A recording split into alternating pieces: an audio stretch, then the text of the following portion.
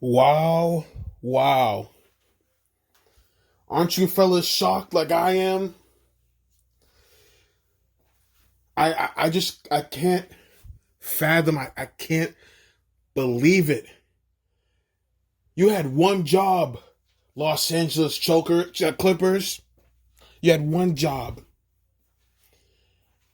And that job was to close the deal. You talked all this big game, throwing shade at Damian Lillard. You were talking all this big game. Hell, you were one of the teams that were threatening to postpone the season again. You talked all this buzz, all this talk, and you failed at the end of the day.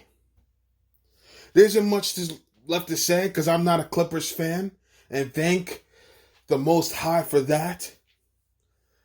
I'm not a Clippers fan, so I don't feel your pain. The Knicks would never do me like that. But one thing I can get across to you is that Patrick Beverly, Paul George, Kawhi Leonard, Montrezl Harrell, damn it, Landry Shamet, Vika Subats, you failed.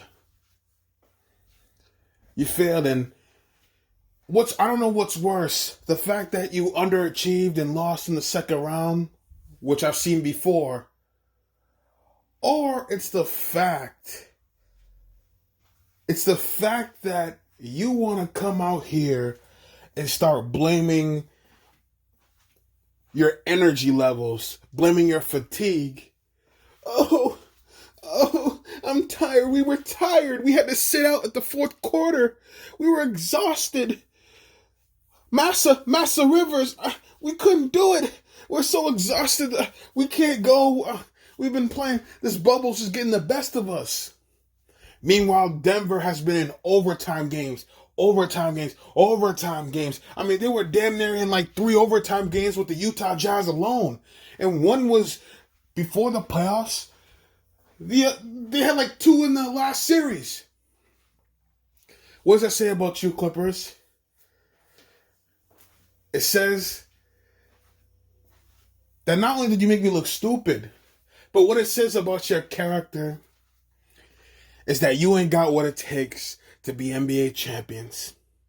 You ain't got what it takes like my boys over there in Madison Square Garden, like RJ Barrett, like Mitchell Robinson, Kevin Knox, Julius Randle. You ain't got what my boys can take. And you know what? I would take my boys over you in 7 games. And hell, we'll even give you a 3-1 head start because we know you're famous for choking that thing away. I'm just really shocked.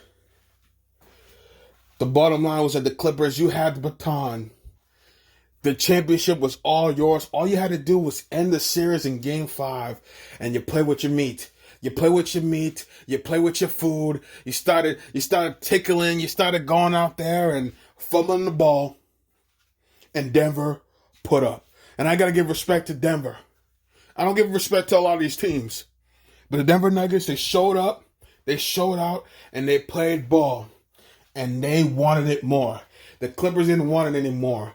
Paul George said a couple months ago, I think this bubbles just got the best of me when he was shooting 5 of 24 in a first round matchup with the Mavericks. Paul George ain't got it. He's not a championship player. And Kawhi made a mistake leaving Toronto, but that's all hindsight. Because let's face it, when we saw this Clippers team, we all thought championship. So now, I look stupid. The Clippers look stupid. And most of all, this has put a damper not only on Kawhi Leonard's legacy, but Doc Rivers, to me, you're the most overrated coach in history. Most overrated coach in NBA history. If you didn't have Tom Thibodeau, our coach, for 1 season, being a defensive coordinator, you wouldn't be an NBA champion. You'd be an analyst on NBA TV.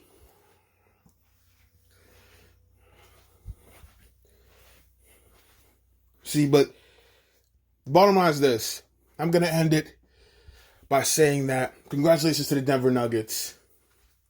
You played so well. You're so well, and you're going to the Western Conference Finals for the first time since 2009. Make some noise for that. Congratulations, fellas. And enjoy the 5-game series you're going to have with LeBron James, because LeBron James is going to whoop your ass.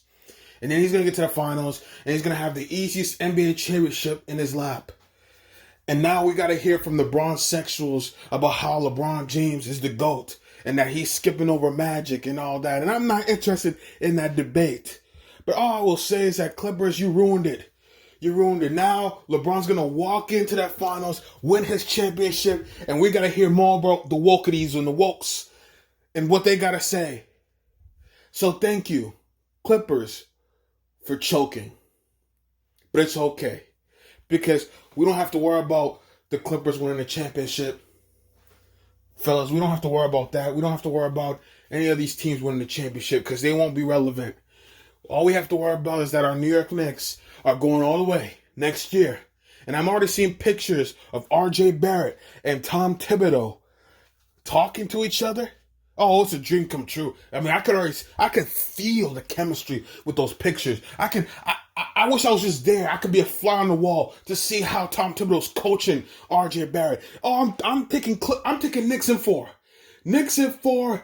Knicks in 4 all the way to the championship. So listen, for you Clippers fans, it wasn't you. In Denver, it's not going to be you. And you know what? I don't know who's going to win the championship, but it's not going to be you either. Because let's face it, who the real winners are my Knicks. And listen, Kawhi Leonard's got I think, a 1 year left. Maybe Kawhi wants to see the Big Apple in person. Maybe he wants to see the Statue of Liberty in person. Maybe Kawhi wants to be a part of the greatest YouTube channel with that one man under the grace of the Most High with the clout, unmitigated goal, and the temerity to do whatever I want, whenever I want, wherever I damn pleaseth. Maybe Kawhi wants a taste of my clout. Maybe Kawhi wants a taste of the success of this channel. Maybe Kawhi is one of my subscribers and he's low-key looking to be in the orange and blue. And you know what I say about the orange and blue? Is that the orange and blue will always reign supreme over you.